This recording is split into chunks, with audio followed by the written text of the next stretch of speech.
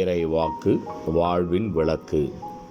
உடனே இயேசு தம்மிடமிருந்து வல்லமை வெளியேறியதை தம்முள் உணர்ந்து மக்கள் கூட்டத்தை திரும்பி பார்த்து, என் மேலுடையை தொட்டவர் யார் என்று கேட்டார்.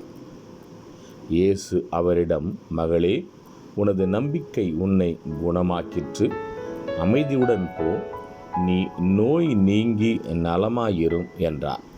மார்க்கு நற்செய்தி 5:30-34. சுருக்க விளக்கம். பல ஆண்டுகளாக நிரந்தர தீட்டு என்று தலைகுனிந்து அதற்காக சொத்துக்களை இழந்து வாழ்விழந்த மகளை தன்னை தொட்டு சுகம் பெற்று கொண்டார் என பகிரங்கமாக அறிவித்து தலை நிமிர்ந்து வாழ வைக்கின்றார் நம் ஆண்டவர் இயேசு.